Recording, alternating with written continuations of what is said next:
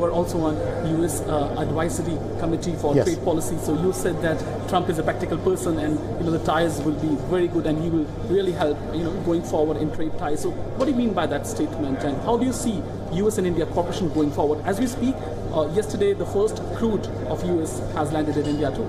Yeah. So look, I'm a believer that the U.S. and India are the two world's largest democracies. India and the U.S. have strategic interests that go beyond economics.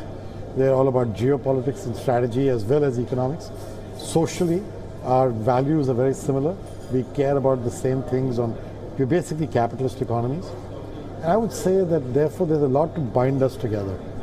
I can see that trend accelerating in the last 5, 7, 8 years.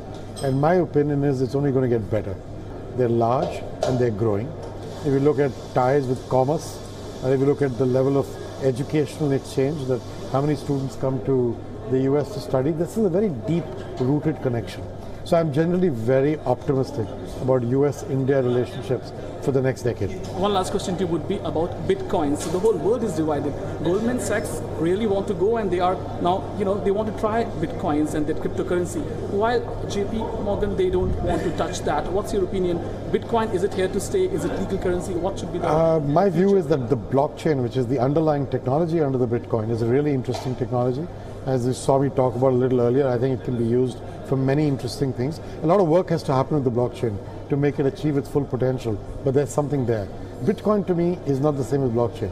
Bitcoin is a currency built on top of this that has limited supply. You cannot possibly play with it the way you need to. It's anonymized. You can't run currencies and stuff of that type across the global banking system with anonymization at the core of what you're doing. So it just doesn't work. From your side? I'm not a believer in the Bitcoin. I've been saying this for years, that I like the blockchain, but I'm not a believer in Bitcoin as an example of using the blockchain. I think the blockchain can be used in many different ways.